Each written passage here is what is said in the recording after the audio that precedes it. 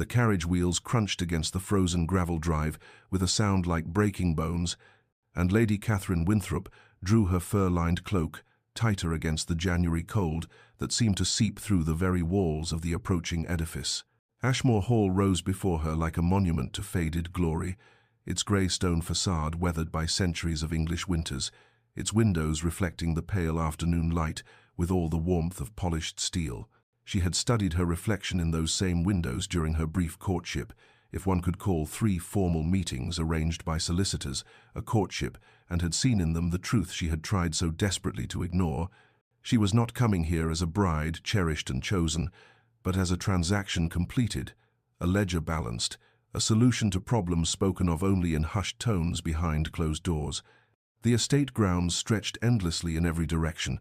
barren trees clawing at the colourless sky, the gardens long surrendered to winter's grip, and Catherine thought how fitting it was that she should arrive in this season of death and dormancy to a house that felt as though it had forgotten the very concept of spring. As her carriage drew to a halt before the grand entrance, she caught sight of him, the Duke of Ashmore, standing at the top of the stone steps, with the rigid posture of a man facing execution rather than matrimony. Even from this distance, she could see the set of his jaw, the aristocratic angles of his face that might have been handsome had they not been carved from such apparent ice, and the dark coat that hung upon his frame with the precision of duty rather than the ease of comfort. He descended the steps with measured grace as a footman opened her carriage door, and when he offered his hand to assist her descent, his touch was brief, impersonal, the gesture of a man performing an obligation he had paid dearly to assume, or rather, that she had paid dearly for him to assume. For was it not her father's merchant fortune that had purchased this ancient title, this crumbling estate, this man who looked at her now with eyes the colour of a winter sky, and just as welcoming?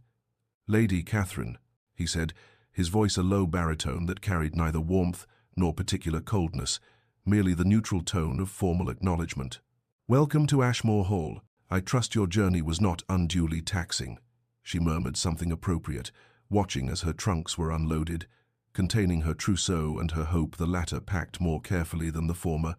wrapped in layers of determination that perhaps an arrangement begun in necessity might yet transform into something resembling contentment, if not love. The ceremony itself took place that very evening in the estate's chapel,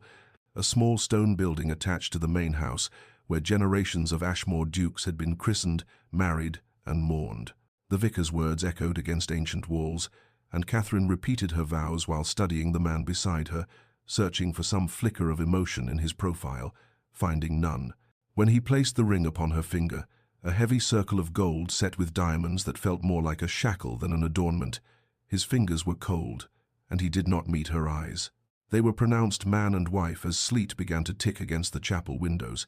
and the Duke, her husband, though the word felt strange and foreign in her mind, pressed a perfunctory kiss to her cheek with all the passion one might display when signing a business contract. As they walked back through the covered passage to the main house, Catherine felt the weight of her new title settling upon her shoulders alongside the weight of understanding. She had become the Duchess of Ashmore, and in exchange for her father's fortune restoring this estate's depleted coffers, she had gained everything a woman of her station could desire, except the one thing that mattered, a husband who had married her for anything other than her money. But before our lover's fate is revealed, subscribe so you never miss a chapter of romance and scandal. And tell us in the comments, where are you watching from? Now let's begin. Weeks passed in a silence so profound that Catherine began to measure time not by the calendar, but by the hollow echo of her own footsteps, traversing the endless corridors of Ashmore Hall, each room she explored, revealing further evidence of the decay. Her father's money was meant to arrest wallpaper, peeling like skin from ancient walls, furniture draped in cloth like corpses awaiting burial, portraits of stern-faced ancestors whose eyes seemed to judge her merchant blood as insufficient payment for their descendants' pride. The Duke attended to estate business with a dedication that seemed designed specifically to avoid her presence, appearing only for dinner each evening, where they sat at opposite ends of a table long enough to seat 20, making stilted conversation about the weather, the quality of the meal, anything except the yawning chasm between them that no amount of polite discourse could bridge. She tried, in those early weeks, to engage him in discussions of substance, asking about the estate's history, expressing interest in his plans for its restoration, offering observations about improvements that might be made, but each attempt met with the same courteous deflection, his answers brief and formal, his attention already drifting toward whatever ledger or correspondence awaited him in his study, until she learned to remain as silent as he preferred, pushing food around her plate while the candles burned low and the servants moved like ghosts between them. The household staff regarded her with a pity that burned more than any open disdain could have, their kindness somehow emphasizing her isolation rather than alleviating it. Mrs. Hendricks, the housekeeper, would pat her hand with maternal sympathy when showing her the still room or the linen closets, and young Mary, assigned as her lady's maid, often had tears in her eyes when helping Catherine undress after another silent dinner, as though witnessing a tragedy unfold in slow motion. It was Mary who let slip the true extent of the estate's financial ruin, speaking of creditors who had threatened seizure before Catherine's dowry arrived like salvation,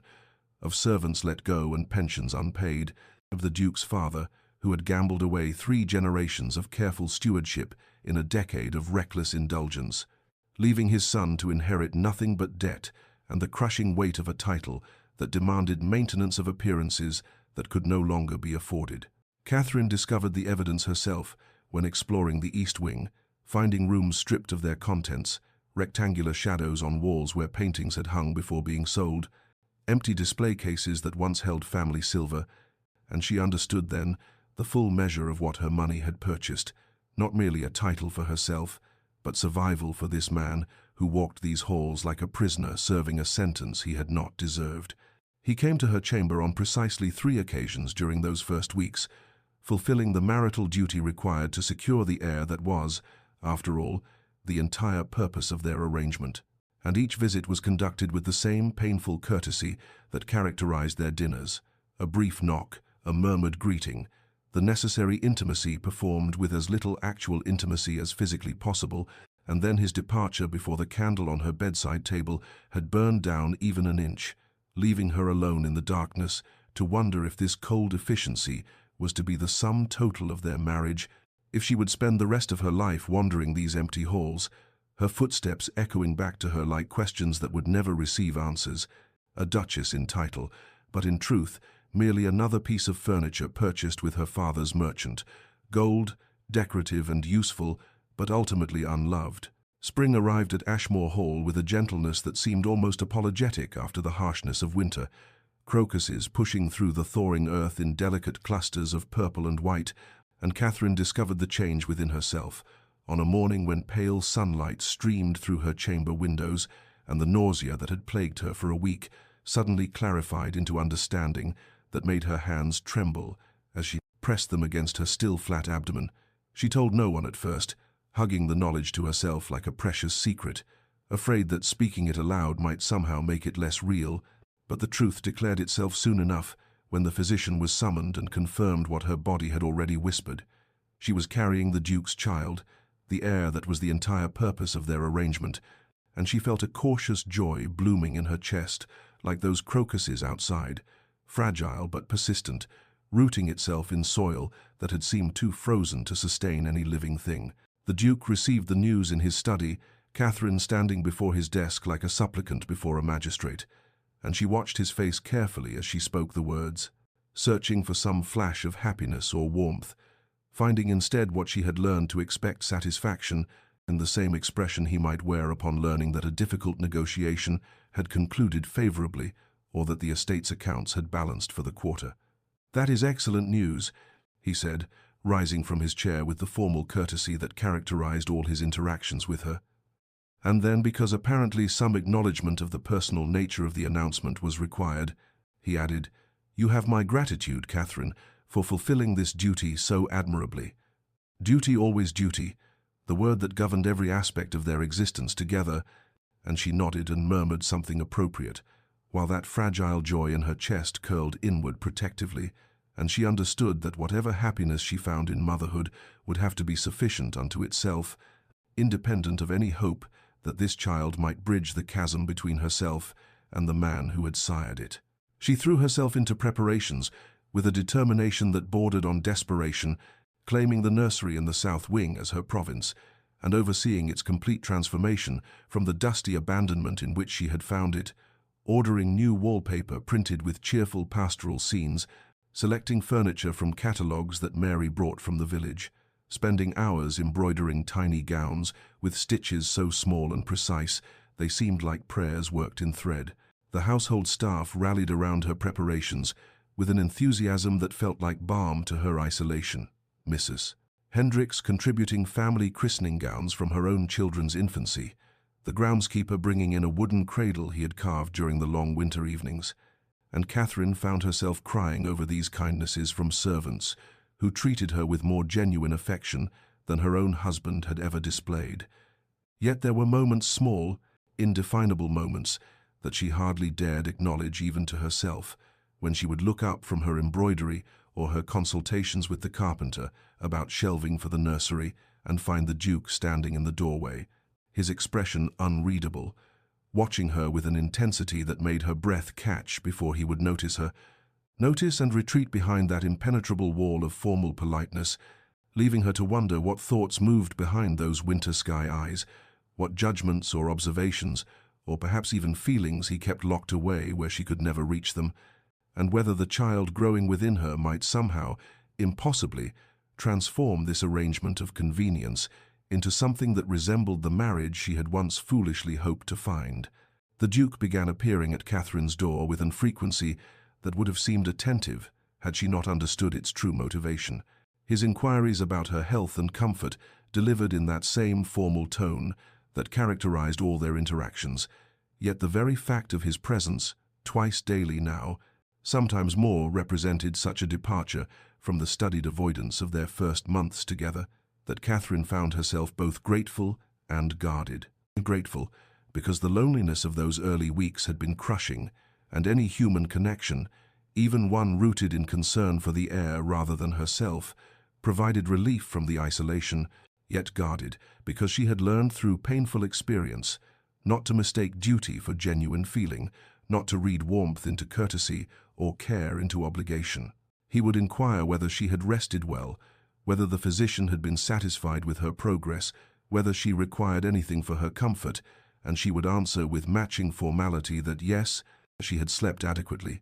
Yes, the physician expressed satisfaction. No, she required nothing beyond what had already been provided, and then they would stand in awkward silence until he bowed slightly and took his leave. The entire exchange, conducted with the stilted precision of a diplomatic negotiation, yet even in these brief encounters, Catherine began to notice small details that troubled the careful boundaries she had drawn around her heart, the way his eyes would linger on her face as though searching for some sign of distress she might not verbally acknowledge, the tension in his shoulders that suggested his concern was not entirely the detached interest of a man monitoring a valuable investment, and the half-aborted gesture when she once stumbled slightly on the threshold, his hand moving toward her elbow before he caught himself and resumed his formal posture. She found him in the nursery one evening as April surrendered to May, discovered him standing before the window where the last light gilded the pastoral wallpaper she had so carefully selected, and the shock of finding him in this space she had claimed as peculiarly her own made her pause in the doorway, suddenly conscious of the intimacy of this room with its half-finished embroidery draped over the chair and the tiny gowns laid out on the dressing table for her inspection. "Your Grace," she said, and he turned with an expression she could not quite interpret, something almost vulnerable in his face before the familiar reserve descended like a curtain. "Forgive the intrusion," he said, though he made no move to leave, his gaze traveling over the transformations she had wrought in this space, the evidence of her hopes made manifest in fabric and furniture and careful decoration. "I wished to see. That is, I wanted to ensure that everything was adequate." The word hung between them, so insufficient for what surrounded them, and Catherine moved into the room slowly, as one might approach a skittish horse, afraid that any sudden movement might send him fleeing back to the safety of his study and his ledgers. "It is more than adequate," she said quietly, and then, because something in his face invited honesty, added, "It is everything I could wish for our child." She saw him flinch slightly at the possessive pronoun, "our child," as though the words carried weight he had not anticipated, and for a moment something passed between them in that golden light, something that felt almost tender, a recognition that whatever the nature of their arrangement, they were bound together in this creation of new life. But then he cleared his throat, and the moment fractured like glass, and he was bowing again, murmuring something about not disturbing her further, and she was alone once more among the tiny gowns and carefully embroidered hopes, wondering what might have been said if either of them had possessed the courage to speak beyond the confines of duty and propriety that governed their every interaction. Summer arrived with a warmth that transformed Ashmore Hall into something Catherine had not imagined during those frozen months of winter. Honeysuckle, climbing the garden walls, and roses blooming in profusion along the southern terrace, and with the season came subtle changes in the Duke's behavior that she observed with the careful attention of someone who has learned not to trust surface appearances, yet cannot quite suppress the dangerous whisper of hope. He began appearing at her chamber door each morning just after breakfast, dressed for riding but carrying himself with a hesitancy that seemed at odds with his formal bearing, and he would inquire always with that maddening politeness whether she might wish to accompany him on a brief walk through the grounds, claiming with a physician's authority she suspected he had invented that fresh air and gentle exercise were beneficial for the child. And though Catherine recognized these invitations as stemming from his concern for the heir rather than any desire for her company, she found herself accepting because the alternative was another day spent alone, with only her thoughts and her embroidery, and the careful management of hope that threatened constantly to overflow its banks. Their conversations during these walks remained stubbornly superficial, discussions of the weather and the estate's grounds, and the progress of various repair projects he had undertaken, yet the simple fact of his presence beside her, the sound of his voice speaking of mundane things,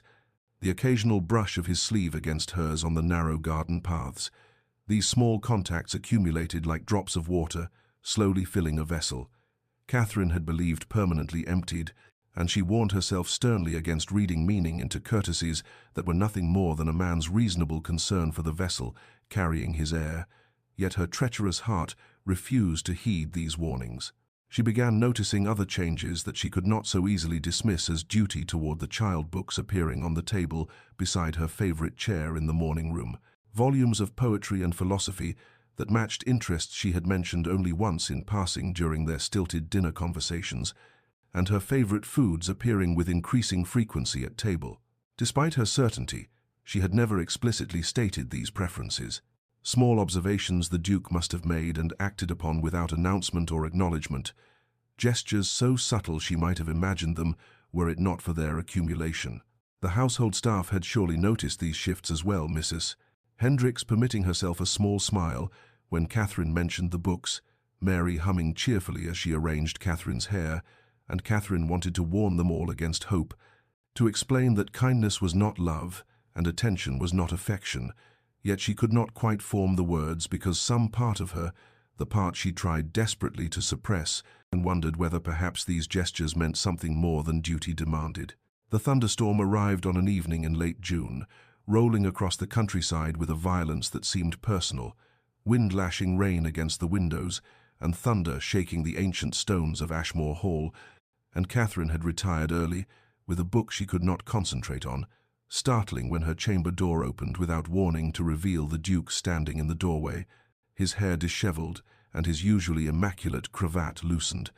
and for a moment he simply stood there, breathing heavily as though he had run up the stairs, before he seemed to collect himself and said, with an attempt at his usual formality that was betrayed by the tremor in his voice, "I wish to ensure that the storm had not distressed you, that you and the child were well," and Catherine saw in his face something raw and unguarded, fear that seemed disproportionate to the situation, concern that could not be entirely explained by worry for his heir, and she said softly, "We are well, Your Grace, truly,"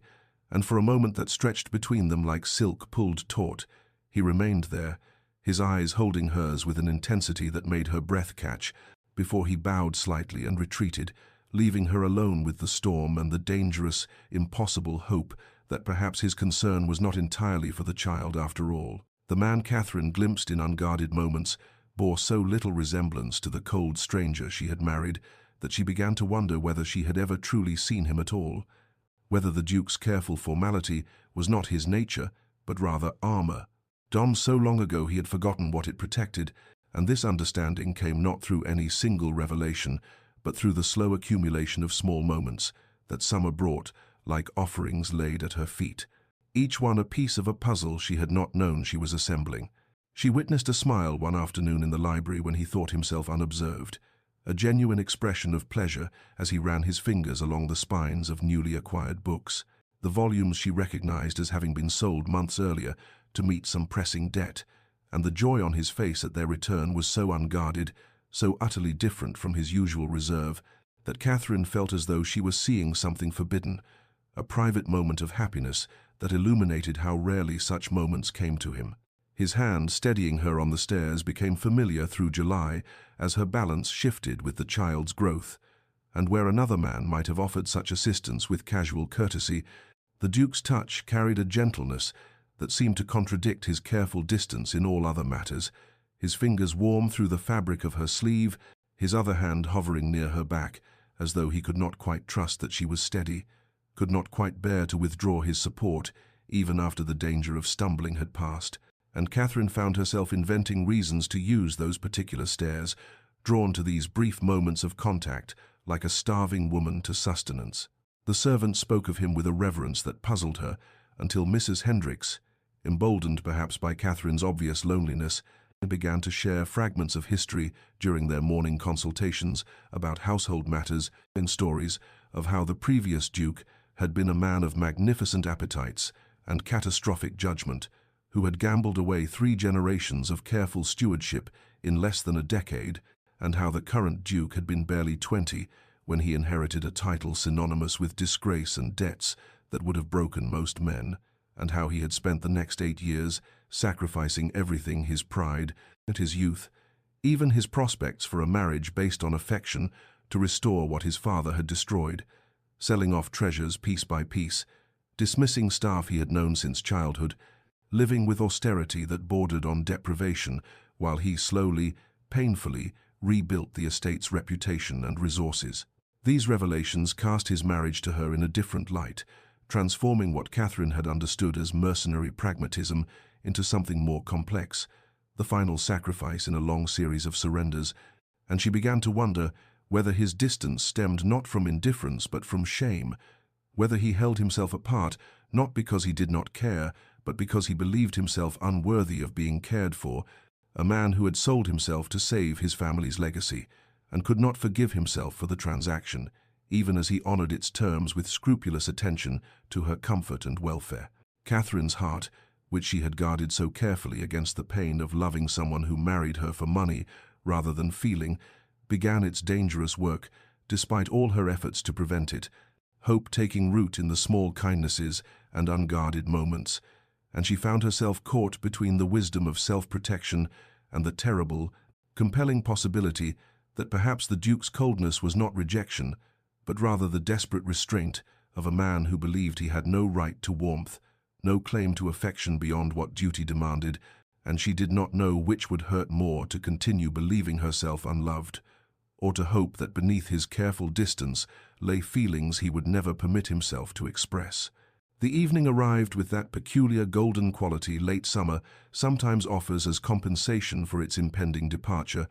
the sun hanging low over Ashmore's gardens and casting long shadows across the rose beds where Catherine had taken to walking in the cooler hours, finding solace among the blooms that asked nothing of her except admiration, and she was examining a particularly lovely specimen, pale pink petals edged with deeper rose, when she became aware of the Duke's presence behind her, his approach so quiet she might not have noticed had the evening birds not suddenly ceased their singing,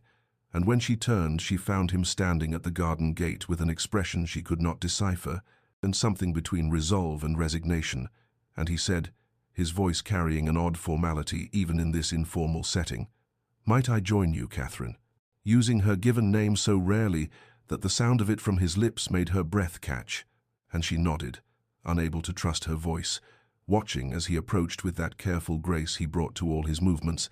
though she noticed a tension in his shoulders that spoke of some internal struggle, and for several moments they stood together in silence, ostensibly admiring the roses, though Catherine was acutely conscious of every breath he took, every small shift of his weight, the way his hands clasped behind his back as though he did not trust them otherwise, until she found herself speaking words she had not planned to say, had not even known she was thinking until they emerged. "You are unhappy, Your Grace. I have seen it in your face when you believe yourself unobserved, and I wonder whether it is the arrangement between us that causes you such evident distress, whether my presence here is a daily reminder of all you were forced to sacrifice." And the moment the words left her lips, she wished them back, terrified of what his answer might reveal,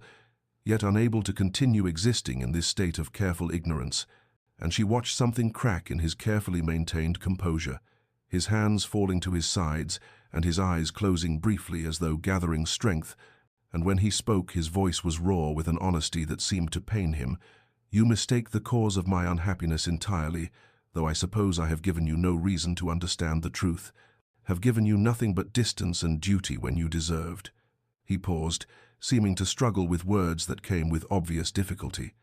"You speak of sacrifice, but you understand nothing of what I have truly surrendered, nothing of the weight I carry each day knowing that I purchased you like property,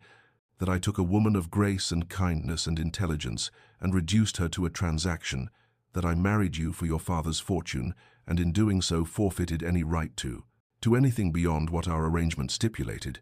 And Catherine stood frozen, hearing in his words not the confession she had expected, but something far more complex, layers of shame and self-recrimination that cast his months of distance in an entirely new light. And she said softly, carefully, "You speak of forfeited rights, but I do not understand what you believe you have surrendered beyond what any arranged marriage entails." And he laughed then, a sound utterly without humor, bitter and self-mocking, and said, "I have surrendered the right to hope that you might ever see me as anything other than the man who needed your money badly enough to marry you for it. The right to imagine that your kindness toward me stems from anything but duty or perhaps pity. The right to," and here his voice dropped so low she had to lean closer to hear, "the right to love you as I have come to do, hopelessly and completely, and with full knowledge that I can never deserve such love returned." And the words hung between them in the golden light, impossible and transformative, and Catherine felt the world tilt and resettle, everything she had understood about their marriage revealing itself as incomplete, and she saw in his face the vulnerability of absolute exposure, the terror of having revealed what he had clearly never intended to confess. And then he was withdrawing, physically and emotionally, stepping back and saying with a desperate attempt at his usual formality, "Forgive me, I should not have spoken so. I have distressed you when you require peace and calm for the child's sake. Please forget my words. I will." But Catherine reached for his hand before he could retreat entirely, her fingers closing around his with a boldness born of sudden understanding, and though she did not yet trust herself to name what she felt, what was blooming in her chest like the roses surrounding them, she held his gaze and said, "Do not ask me to forget what may be the only true words you have ever spoken to me." And they stood there as the sun descended, and the garden grew cool around them, connected by her hand on his, and by the fragile, terrifying possibility that perhaps neither of them was as alone as they had believed. Catherine understood in the days following their encounter in the garden that she had been engaged in a magnificent act of self-deception, telling herself that she remained emotionally uninvested in their marriage, while her heart had been conducting its own quiet rebellion, falling in love with her husband through the accumulated weight of small kindnesses and unguarded moments. And his confession had not created her feelings, but rather illuminated what had been growing in secret, like bulbs planted in darkness that suddenly break through soil into sunlight. And she found herself caught in a peculiar torment of knowing he loved her while believing she could never truly return such feeling. It could never convince him that her love was not born of gratitude or duty, but of genuine affection for the man she had discovered beneath his armor of formality. And the impossibility of bridging this gulf of mutual unworthiness seemed almost cruel in its symmetry. Two people who loved each other yet could not believe themselves worthy of being loved, circling each other like celestial bodies held apart by forces neither could control. She lay awake through long nights wrestling with the knowledge that lived now in her chest, like something with weight and substance, examining it from every angle, as though she might discover some truth she had missed, some way forward through the maze of their misunderstanding. But every path seemed blocked by the original sin of their arrangement, the fact that he had married her for money and she had accepted knowing herself purchased, and how could love built on such foundation ever be trusted? How could either of them believe the other's professed feelings were not somehow distorted by guilt or obligation, or the simple human need for warmth in proximity? And yet when she recalled the rawness in his voice as he spoke of forfeited rights, the vulnerability in his eyes as he confessed what he clearly never intended to reveal, she could not dismiss his words as anything less than truth, painful and absolute. And this certainty warred with her conviction that he deserved better than a merchant's daughter who brought nothing to their union but gold. That his confession had been born of some temporary weakness he would surely come to regret. Autumn arrived early that year, or perhaps Catherine simply noticed its coming with greater acuity, attuned now to symbolism and metaphor in ways she had not been before, and she watched the garden where he had spoken begin its slow transformation from abundance to rest, the roses dropping petals like tears, the leaves turning colors that seemed almost violent in their beauty, as though nature itself was demonstrating how endings and beginnings existed in perpetual conversation. And she found herself touching the place on her abdomen where the child grew, speaking silently to this life she carried, promising to be enough, to provide enough love to compensate for all the complications and sorrows of the adult world. And she decided with a resolution born of desperation that she would be content with whatever pieces of himself the Duke chose to share, that she would not burden him with her own impossible feelings, that friendship and partnership would be sufficient, even as her traitorous heart insisted otherwise, whispering that perhaps, given time and patience, they might find their way through the labyrinth of shame and unworthiness into something resembling grace, though she did not permit herself to hope too openly,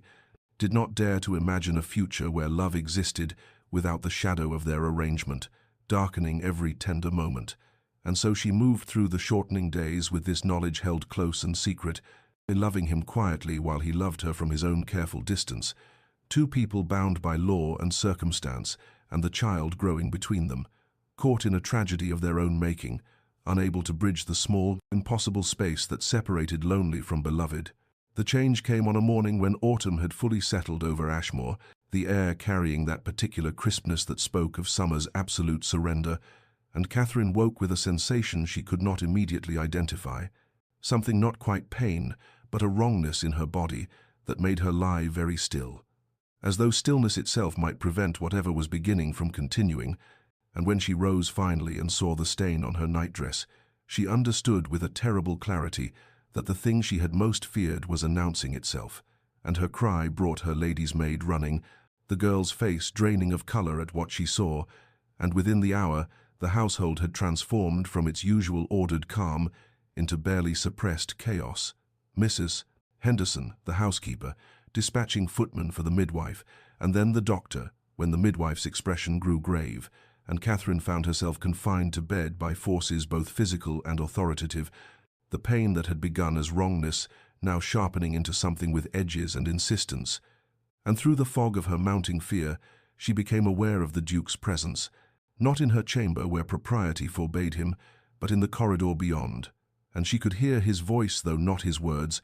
the tone of it carrying a barely restrained urgency that might have comforted her had she not been so terrified. And the midwife spoke in soothing platitudes that fooled no one, her capable hands performing examinations while her face revealed what her words concealed.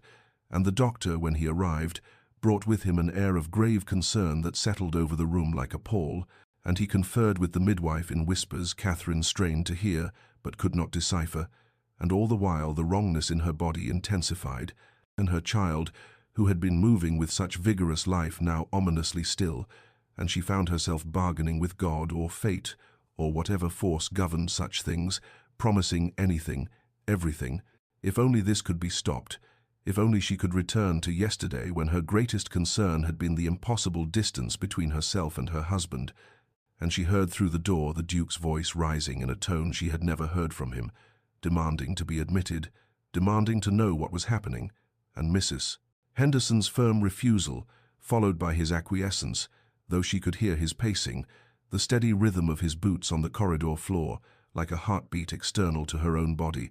And as the day wore on and the autumn light through her windows turned from gold to grey, the sky darkening with clouds that built themselves into towers of slate and iron, and the wind began to rise, pressing against the old windows until they rattled in their frames, and the first drops of rain struck the glass like accusations, and Catherine understood that nature itself was reflecting the catastrophe unfolding within her body, the storm gathering outside mirroring the one tearing through her flesh, and she could hear the servants moving through the house with hushed urgency, their whispers carrying through walls that seemed suddenly thin as paper, and still the Duke paced beyond her door, his vigil unbroken, and once when she cried out he tried again to enter, and she heard the doctor's stern refusal, and then his voice, ragged with something that might have been anguish, saying, "Tell her I am here, tell her I am not leaving." And the words reached her through her fear and pain like a lifeline thrown across dark water, and she held to them as the storm outside intensified, and the crisis within her body moved toward its inevitable conclusion. The loss came with the thunder, or perhaps that is only how Catherine would remember it afterward, the way memory conflates the physical and the metaphorical until they become indistinguishable, but in the moment there was only pain that transcended anything she had imagined possible, a tearing sensation that seemed to split not just her body, but her very conception of herself, and through the roaring in her ears she heard voices speaking in tones that communicated what words could not, the midwife's murmured prayers, the doctor's terse instructions, and somewhere beyond the door the Duke's voice raised in something between demand and supplication, and then the pain reached a crescendo that dragged from her throat a sound she did not recognize as her own, and in the awful quiet that followed, she knew with certainty that transcended explanation that the life she had carried was no longer viable, that the child she had loved and feared for and built her hopes upon had slipped beyond the veil that separates being from unbeing,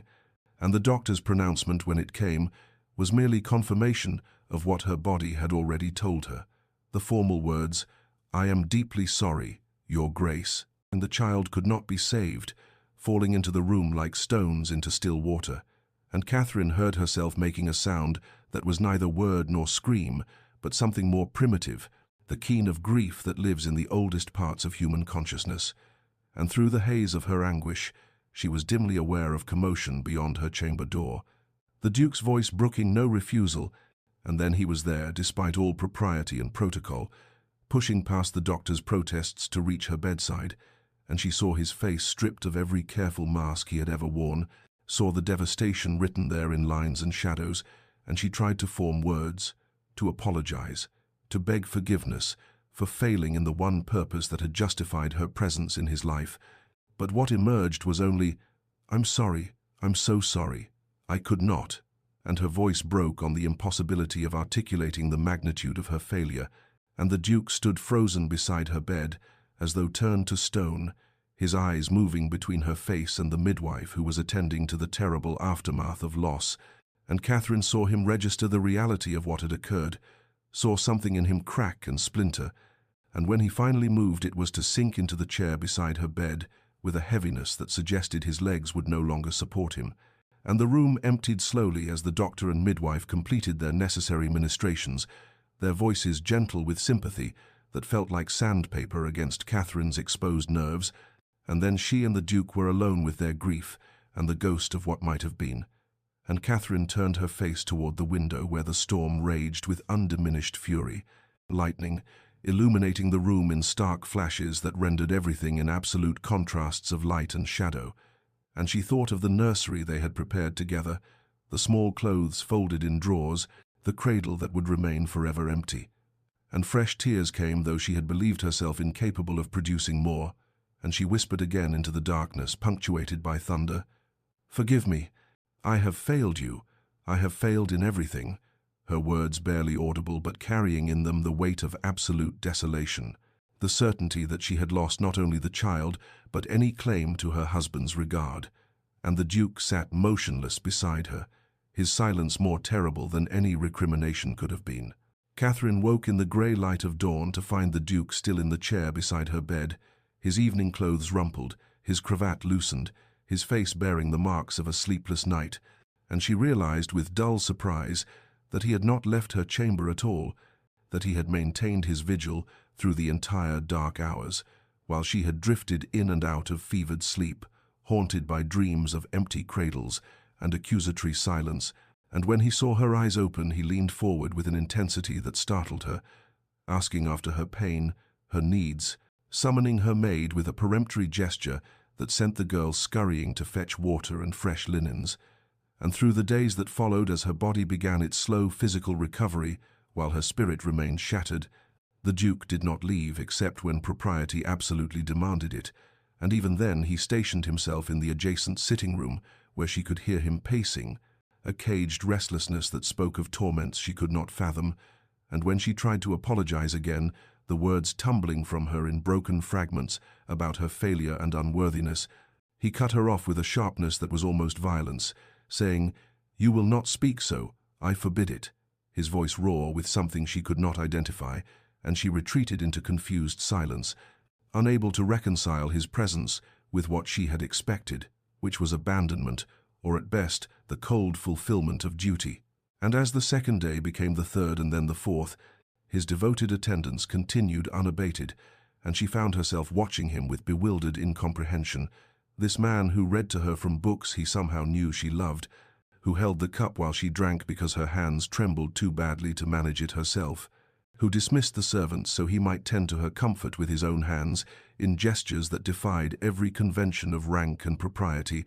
and finally on the fifth day, when her strength had returned enough for coherent thought if not for hope, she gathered her courage and spoke the truth that had been growing in her mind like a terrible certainty, saying, "You should send me away. I have proven myself unequal to the purpose for which you married me. I cannot give you the heir you require." And she watched his face as she spoke, watched for the relief or agreement that would confirm her worthlessness.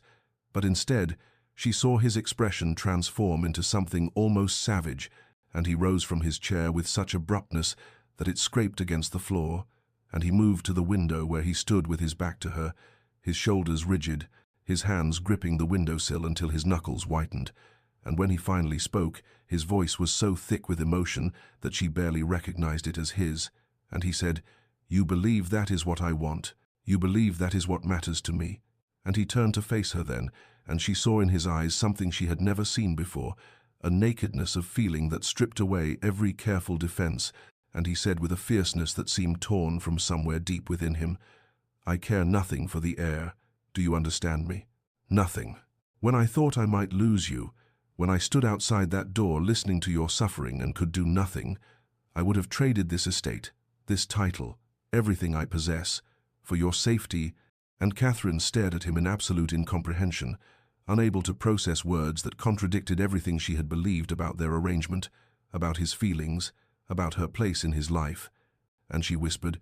"I do not understand," and saw something like anguish cross his features as he moved back to her bedside and sank into the chair, as though his legs would no longer support him. And he said more quietly, but with no less intensity, "No, I see that you do not, and perhaps that is my failure, that I have hidden myself so well you cannot see what has become so devastatingly clear to me." Catherine lay against her pillows, watching him with eyes that still held the glazed quality of grief and exhaustion, and she said with the terrible honesty that comes when one has lost everything and therefore has nothing left to protect, "You need not pretend such concern. I understand the nature of our arrangement. I have always understood it, and I release you from any obligation to feign emotions you do not feel." And she saw him flinch, as though she had struck him, saw something in his expression that looked almost like pain, and he rose abruptly and moved to the window again as though he could not bear to face her while speaking. And when his words came, they were low and rough, scraped raw by emotion he no longer attempted to contain, and he said,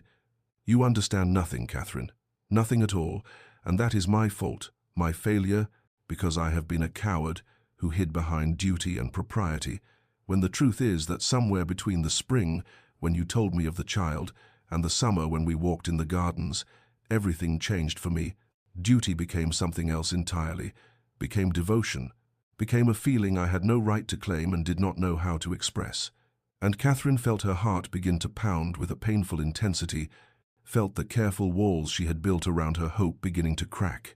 But she could not allow herself to believe, could not survive the devastation of misunderstanding him. And she whispered, "What are you saying?" and he turned from the window to face her, and she saw that his eyes were bright with unshed tears. This man who had seemed carved from marble when first she met him, and he said, "I am saying that when I stood outside that door listening to you suffer, when the doctor emerged with his grave face and I thought for one terrible moment that he would tell me you were gone, I knew with absolute clarity that losing the child was not what terrified me. It was losing you, Catherine, you. And I realized then what I had been too blind or too stubborn to admit before, which is that I love you. I love you with an intensity that unmakes me, that renders every careful defense I ever constructed utterly meaningless." And the words fell into the room like stones into still water, sending ripples through everything Catherine had believed about their marriage, about his feelings, about her place in his life, and she heard herself make a sound that was half laugh and half sob, disbelief and desperate hope warring within her, and she said, "But you married me for my dowry, for the estate. You needed an heir. You never wanted." And he crossed to her bedside in 3 swift strides and sank to his knees beside her bed, with a lack of regard for dignity that spoke more clearly than any words could. And he took her hand in both of his, and she felt the tremor in his fingers, and he said, "Yes, I married you for those reasons. I will not lie about our beginning. But Catherine, listen to me. Hear what I am telling you, that somewhere in the months of our marriage, I fell in love with my wife, truly and completely, and I believed myself unworthy of your love in return. Believed you could never feel anything but obligation toward a man who had purchased you so mercenarily, and so I tried to content myself with whatever pieces of yourself you might offer. Tried to hide the magnitude of what I felt, because I had no right to burden you with it." And Catherine stared at him through tears that blurred his features into soft edges, and she felt something breaking open in her chest, something that was not pain but its opposite, the terrible, beautiful ache of hope vindicated, and she whispered, "You love me?" Making it a question because she needed to hear him say it again, needed the confirmation that this was not fever dream or wishful imagining, and he said with fierce certainty, "I love you, Catherine. I love you more than this estate, more than any title or heir, more than my own life, and losing our child breaks my heart, but losing you would have destroyed me entirely." The days that followed became a period of healing unlike anything Catherine had imagined possible, for the Duke did not retreat behind his formal walls once his confession had been made, but instead remained constantly at her side, a presence both tender and unwavering, and she found herself learning the man she had married as though meeting him for the first time, discovering in their long conversations the depths he had kept hidden behind duty's mask, and he read to her in the afternoons when her strength was still too depleted for much activity, his voice transforming poetry and prose into something intimate, and when nightmares came in the dark hours, dreams of blood and loss and empty cradles that jerked her awake, with her heart pounding and tears streaming down her face, he was there to hold her, to whisper reassurances against her hair, to share his own grief over the child they had lost, and she realized with wonder that he mourned not merely an heir but their baby, the life they had imagined, the future that had been stolen, and in sharing their sorrow rather than bearing it in isolation, something shifted between them, a deepening that transcended even the love they had confessed, and as Catherine's physical strength gradually returned through the passing weeks, they took short walks together through the estate grounds, and he spoke to her of things he had never shared before, his father's profligacy and the crushing burden of inherited debt, his determination to restore what had been squandered, his shame at needing her fortune, his fear that she would always see him as the man who had purchased her. And Catherine listened with a heart that ached for all the loneliness he had endured, and she told him of her own journey, how she had fallen in love with glimpses and gestures, how she had believed herself unloved and unlovable beyond her monetary value, and they marveled together at the parallel paths they had walked, each loving in secret, each convinced of their own unworthiness, and gradually through these conversations deep into the night, when the household slept, and they sat together before the fire in her sitting room, Catherine felt something inside her that had broken beginning to knit back together, not into what it had been before, but into something different, something stronger for having been shattered and remade, and the Duke seemed similarly transformed, the rigid formality that had defined him, giving way to expressions of tenderness that grew more natural with practice, the tentative touch of his hand on hers becoming familiar, the way he looked at her shifting from careful guardedness to open devotion, and there were small intimacies that rebuilt hope between them. The morning he brought her breakfast himself and stayed to share it. The afternoon she found him weeping silently in the nursery. They had prepared and went to him without words, simply holding him while he held her. The evening he kissed her forehead, and then her lips with a gentleness that spoke of reverence rather than mere desire. And through all of it, Catherine felt herself emerging from grief, not into forgetfulness, but into a place where sorrow and love could coexist, where loss did not negate hope, and she saw the same transformation in her husband, this man who had revealed himself to be so much more than the cold duke she had married. And as autumn deepened toward winter, and the trees shed their leaves in preparation for dormancy and renewal, Catherine and the duke moved through their shared healing day by day, building something real and lasting from the ashes of tragedy. Winter arrived at Ashmore Hall not with the bitter desolation that had marked Catherine's first months as Duchess, but with a quality of crystalline beauty that seemed to reflect the transformation occurring within the estate's walls. For as snow blanketed the grounds and ice traced delicate patterns on the windows, the relationship between Catherine and her husband underwent its own metamorphosis, the rigid formality that had once defined every interaction between them dissolving like frost in morning sun, replaced by something genuine and sustaining, a partnership built not on duty but on mutual devotion, tested by fire and proven true. And one morning in early December, the Duke appeared at Catherine's sitting room with an armful of leather-bound ledgers, setting them on the table before her with an expression that mingled nervousness and determination. And when she looked at him questioningly, he said, "These are the estate accounts, all of them, every debt and asset and calculation, and I want you to see them, to understand fully what we face, because you are not merely my wife, but my partner, Catherine, and I will hide nothing from you anymore." And she felt tears prick her eyes at this gesture of trust, at being invited into the masculine sphere of finance and estate management that wives were typically shielded from. And together they spent long afternoons going through the figures, and the Duke explaining his strategies for restoration, while Catherine, whose merchant father had educated her in matters of business, despite society's disapproval, offered insights that sometimes surprised him and always delighted him. And gradually through these sessions Catherine came to understand not only the magnitude of what her dowry had saved, but also the intelligence and dedication with which her husband had worked to rebuild what his father had destroyed. And she felt a fierce pride in him, this man who had carried such burdens alone for so long. And there were other changes too, small moments that accumulated into a larger pattern of transformation. Like the evening she heard laughter echo through the great hall, and realized with shock that it was her own voice mingling with his, that somehow joy had found its way back into rooms that had known only silence and sorrow, and their dinners became occasions for genuine conversation rather than dutiful ritual. The Duke telling her stories from his childhood that revealed the boy he had been before responsibility had hardened him, Catherine sharing memories of her own youth and dreams she had harbored before accepting that she would be married for advantage rather than affection. And sometimes after dinner they would sit together in the library, she with her embroidery and he with his correspondence, and the silence between them was no longer awkward but companionable, the quiet of two people completely at ease in each other's presence. And at night, when he came to her chamber, it was not from obligation but from desire, a tenderness between them now that transformed physical intimacy into something sacred, an expression of the love they had finally acknowledged. And Catherine marveled at how grief, which might have destroyed them, had instead become the forge in which their marriage had been transformed from transaction into truth, from arrangement into devotion. And as winter deepened and the year drew toward its close, she understood with profound gratitude that she and her husband were not merely surviving their loss, but discovering in its aftermath a depth of connection she had never imagined possible. Spring returned to Ashmore Hall with a gentleness that seemed purposeful, as though nature itself understood that this season carried particular significance for those dwelling within the estate's walls.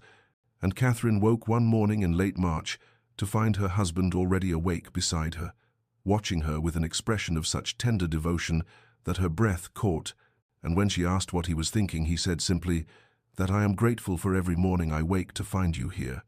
And she understood that he too felt the symbolic weight of spring's arrival, this season that had once brought hope in the form of new life only to end in devastation. and yet now they faced it together, transformed by all they had endured and overcome. And as the days lengthened and warmth returned to the land, Catherine and the Duke spent long hours in conversation about their future, discussions that would have been unthinkable in the early months of their marriage, when duty had defined every interaction. And one afternoon, as they walked through the estate gardens, where crocuses pushed through the last remnants of snow, the Duke stopped suddenly and turned to face her with unusual solemnity, and he said, "Catherine, I need you to understand something with absolute certainty. You are enough. You have always been enough.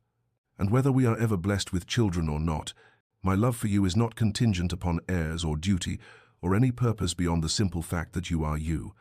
And she felt tears spring to her eyes at this declaration, at the freedom it offered from the weight of expectation she had carried since accepting his proposal. And she replied that she loved him not for his title or his estate, but for the man he had revealed himself to be, and the person behind the formal mask he had worn for so long.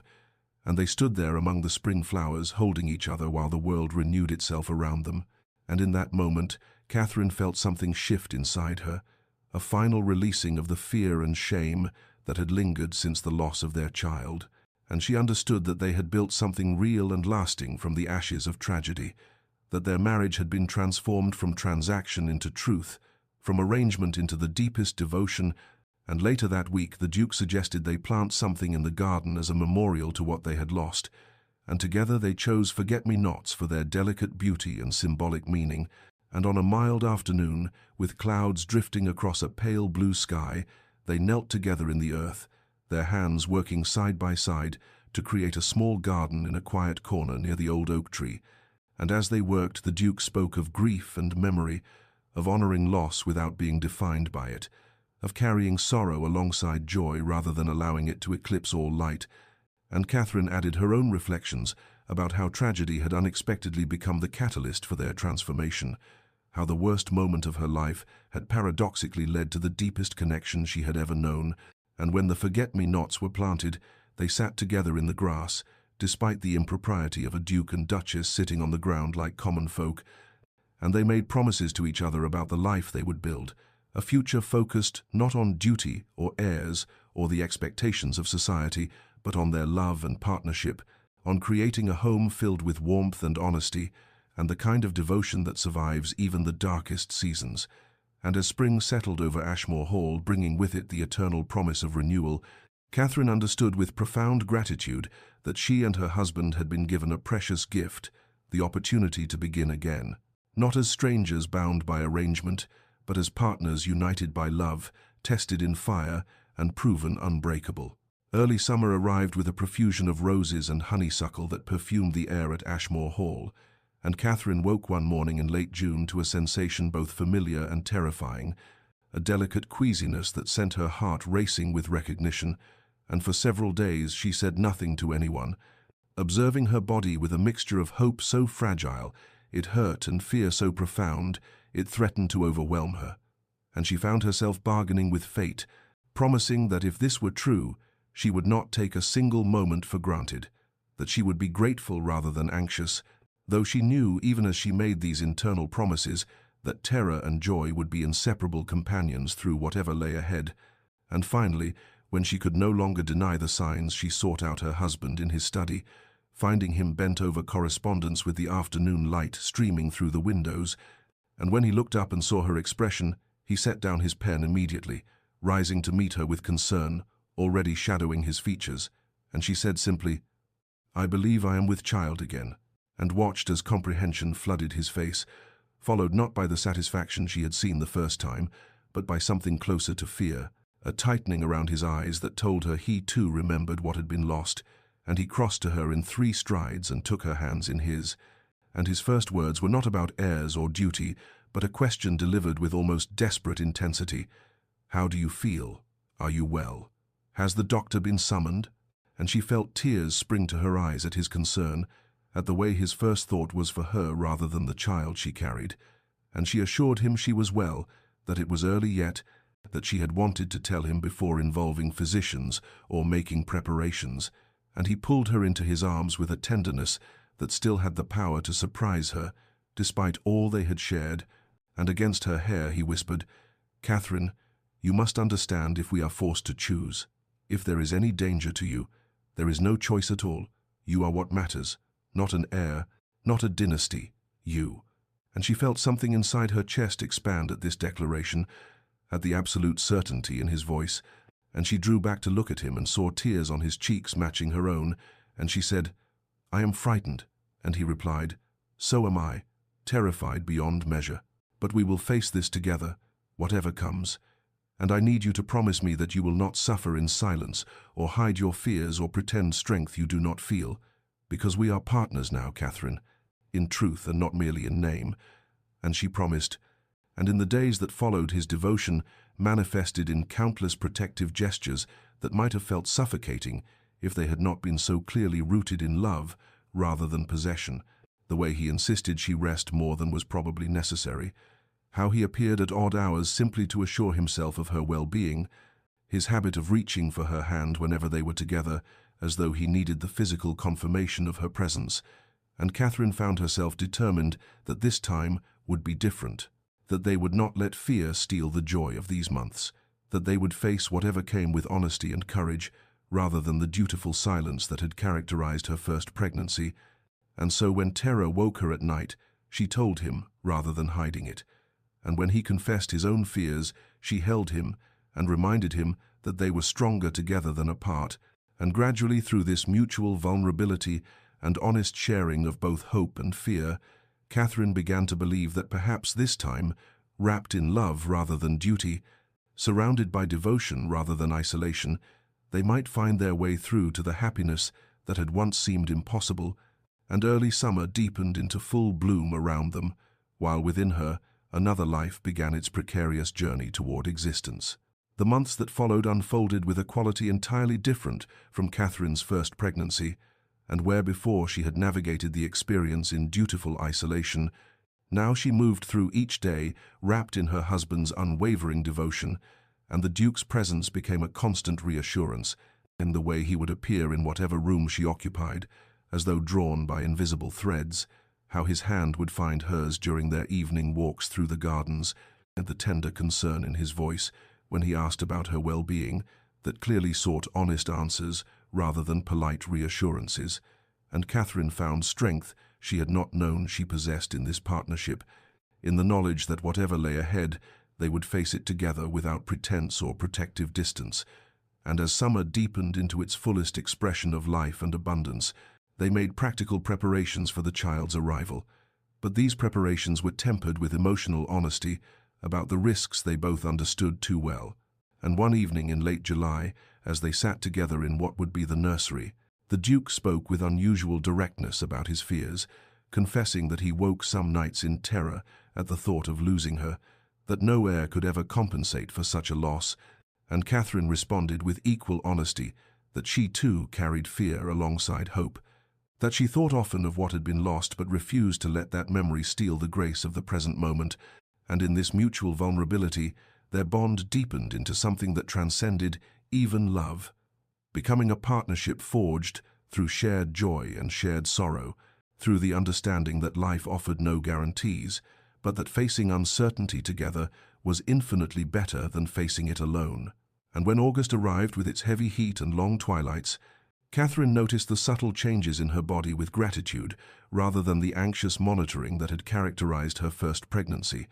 and she felt the first flutters of movement with wonder that she immediately shared with her husband, taking his hand and placing it against her stomach so he too could feel the evidence of life within her,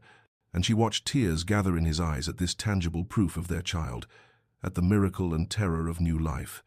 And as the weeks passed, they fell into rhythms of care and connection, morning walks where they spoke of everything and nothing, afternoons when he would read to her while she rested, evenings spent in quiet companionship that required no words, and gradually, as summer began its slow transition toward autumn, Catherine felt a shift in her own relationship with fear,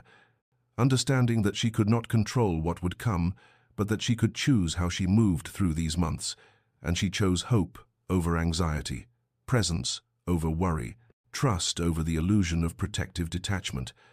And when the first cool winds of September began to blow through Ashmore Hall, carrying with them the scent of turning leaves and the promise of autumn's arrival, Catherine felt her body tense with memory, remembering too well what had happened when autumn came before. But this time, when she confessed these fears to her husband, he held her close and reminded her that they were not the same people they had been a year ago, that they had been transformed by loss and love, and together they made the conscious decision to honor the approaching season, not with dread, but with acknowledgement that autumn could bring both endings and continuations, that the same season that had witnessed their greatest sorrow might yet witness their greatest joy. And as October arrived with its pageant of color and its crisp mornings and golden afternoons, Catherine and the Duke faced each day with courage drawn from their love, with hope tempered by realism, with the profound understanding that whatever lay ahead they would meet it, not as Duke and Duchess bound by arrangement,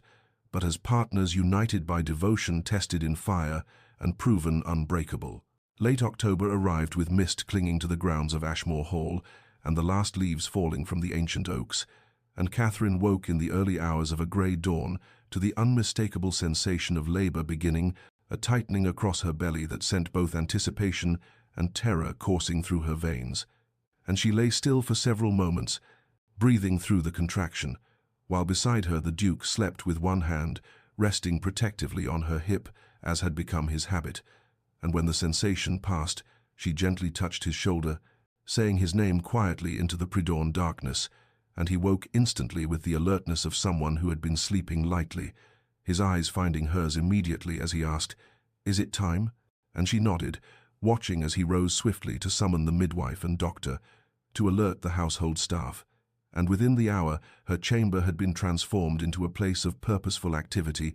but through it all the Duke remained at her side despite the midwife's suggestions that he might be more comfortable elsewhere, and he held Catherine's hand through each contraction, his presence an anchor as the hours stretched long and the labor intensified,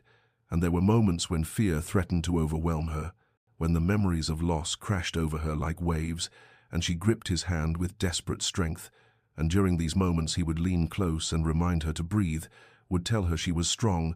would promise that whatever happened he was with her and would not leave. And the day passed in a timeless haze of pain and effort, the grey light beyond the windows deepening into afternoon and then evening, and still the Duke remained, his cravat long discarded, his shirt-sleeves rolled back, his face lined with concern and exhaustion that mirrored her own, and the midwife pronounced that things were progressing well, that Catherine was strong, that soon they would meet their child. And as full darkness fell beyond the windows and candles were lit throughout the chamber, Catherine felt the urgent need to push, and the Duke supported her through it, one arm around her shoulders, his voice in her ear providing encouragement and love. And when finally, after one last tremendous effort, she heard the thin, piercing cry of a newborn infant, she collapsed back against her husband's chest, with tears streaming down her face, and the midwife announced with satisfaction, "A daughter, Your Grace, a beautiful, healthy daughter." And Catherine watched through blurred vision as the tiny bundled form was cleaned and wrapped, and then placed in the Duke's arms, and she saw his face transform as he looked down at their child, saw tears spill freely down his cheeks as he examined each tiny feature with wonder, and he whispered, "She is perfect, Catherine, absolutely perfect." And then he was placing the baby carefully in Catherine's arms, and she looked down at the small face, the dark eyes that seemed to look directly at her, the miniature hands that grasped reflexively, and she felt a love so overwhelming it was almost painful. And when she looked up at her husband, she saw the same emotion reflected in his expression, and he leaned down to kiss her forehead with infinite tenderness, saying, "Thank you, my love. Thank you for this gift, for your courage, for surviving, for being here, for everything." And Catherine reached up to touch his face, her own tears mingling with his, and she replied, "We did this together." And as the household staff quietly celebrated below, and the midwife went about her final ministrations, and their daughter slept peacefully between them, Catherine and the Duke sat together in the candlelit chamber, their hands intertwined, their hearts full of gratitude and joy and relief, knowing that they had been given a grace they would never take for granted, that from sorrow had come this perfect joy, that their love had been tested and proven unbreakable, and outside the window the mist lifted, and the first stars appeared in the clearing sky, like promises of hope fulfilled. 2 years passed like a dream gradually remembered upon waking, and Ashmore Hall in early spring bore almost no resemblance to the cold, crumbling estate that Catherine had first entered as a nervous bride, for now sunlight seemed to fill every corridor, flowers bloomed in vases on tables that had once stood bare, and the sound of laughter echoed through rooms that had known only silence for so many years. And on a bright April morning, Catherine stood in the nursery doorway, watching her husband sit on the floor with their daughter Eleanor, the child's dark curls bouncing as she toddled unsteadily between the Duke's outstretched hands. And each time Eleanor reached him, he would sweep her up with exaggerated celebration that sent peals of delighted laughter cascading through the room, and Catherine felt her hand rest unconsciously on her belly, where new life quickened once more. This third pregnancy, carrying none of the terror of the second and none of the lonely isolation of the first, but instead unfolding with the quiet confidence of a woman who knew herself loved beyond measure. And the Duke looked up and caught her watching, and the smile he gave her held such warmth and devotion that even after 2 years of his open affection, she still felt her breath catch. And he said, "Come join us, my love. Eleanor has nearly mastered walking and insists on demonstrating for her mother." And Catherine crossed the room that had once stood empty and grief-haunted, but now overflowed with toys and books and all the beautiful chaos of childhood. And she lowered herself carefully to sit beside her husband, and Eleanor immediately launched herself toward Catherine's lap with the fearless trust of a thoroughly cherished child. And as Catherine gathered her daughter close, breathing in the sweet scent of her hair, she thought of how impossible this happiness would have seemed during those early months of cold formality, how she could never have imagined that the remote Duke who had married her for her dowry would become this devoted husband and tender father. And later that afternoon, as they walked together through the restored gardens, where forget-me-nots bloomed in a carefully tended corner,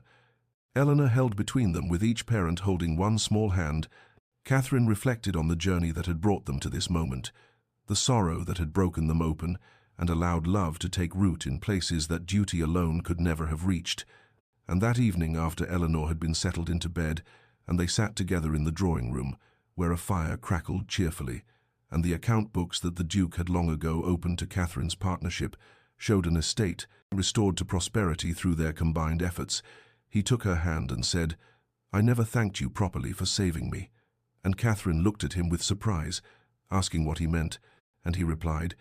"You saved me from a life of isolation and duty, from the cold fortress I had built around my heart, from the belief that I was unworthy of love, and you did it simply by being who you are, by your courage and grace, and willingness to see past my defenses to the man I was too afraid to reveal." And Catherine felt tears gather as she responded, "We saved each other, my love, for I was equally lost before I found you, before I learned that the deepest love often grows in the most unlikely soil, watered by tears as much as joy." And as night deepened around Ashmore Hall and their daughter slept peacefully in her nursery, a new life stirred beneath Catherine's heart. They sat together in perfect contentment, two people who had begun as strangers in a mercenary arrangement and had become partners in the truest sense,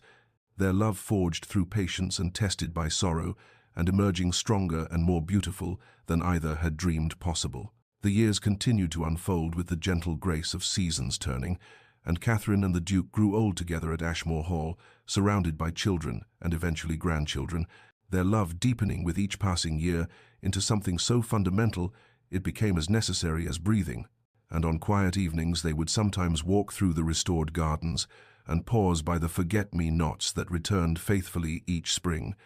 remembering the child they had lost and acknowledging how that grief had cracked them open in ways that allowed true intimacy to take root. And it was during one such evening, as twilight painted the sky in shades of lavender and gold, that Catherine turned to her husband and said, "I would not change a single moment of our journey, not even the darkest parts, for they made us who we are." And he had squeezed her hand in silent agreement,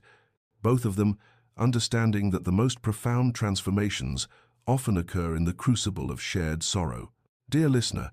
perhaps you find yourself in circumstances that seem barren of hope. Perhaps you face arrangements of necessity rather than choice. Perhaps you have known loss that makes you question whether joy will ever return. And if so, then let this story be a gentle reminder that love often arrives not with trumpets and fanfare, but in the accumulated small moments of choosing to remain present, choosing to see beyond surfaces, choosing to risk vulnerability even when every instinct urges protection. The deepest connections are rarely formed in perfect circumstances, but rather in the messy, difficult spaces where two people decide that despite everything, despite disappointment and grief and fear, they will show up for each other with honesty and courage. Catherine and the Duke's love did not erase their sorrow or make their losses somehow worthwhile, for grief is not something to be transcended or traded away, but their willingness to grieve together and to hold each other through the darkness without demanding that either pretend to be stronger than they felt, created a foundation more solid than any built on easier ground. So if you find yourself in a season of waiting, in relationships that feel more transactional than tender, in circumstances that seem designed to break rather than build you, do not despair completely, for you cannot know what transformations time and patience and honest presence might work. You cannot predict when duty might soften into devotion, or when the person you thought you knew might reveal depths that take your breath away. Give yourself permission to hope cautiously, to take small risks, to show fragments of your true self even when you are afraid, and give others the grace to do the same. For we are all carrying burdens invisible to outside eyes, all protecting wounds we fear might never heal, all longing for connection while terrified of the vulnerability it requires. May you find the courage to remain open to unexpected grace. May you discover that the most beautiful things often grow in unlikely soil. May you learn that being truly seen in your weakness is worth more than being admired for false strength. And may you know the particular peace that comes from being loved, not despite your flaws, but as a whole person, complexity and contradiction and all. May your nights be filled with rest earned through honest living. May your days hold moments of connection that remind you why courage matters. And may you always remember that transformation, when it comes, arrives quietly through 1,000 small choices, to love anyway, to stay anyway, to hope anyway, even when the outcome remains uncertain. This has been a story from Calm Chronicles, and if these words brought you comfort or contemplation, please like this video, subscribe to our channel for more stories of transformation and hope, and share your thoughts in the comments below. For your reflections add to the collective wisdom we build together, and may you sleep well knowing that the best chapters of your own story may yet be unwritten.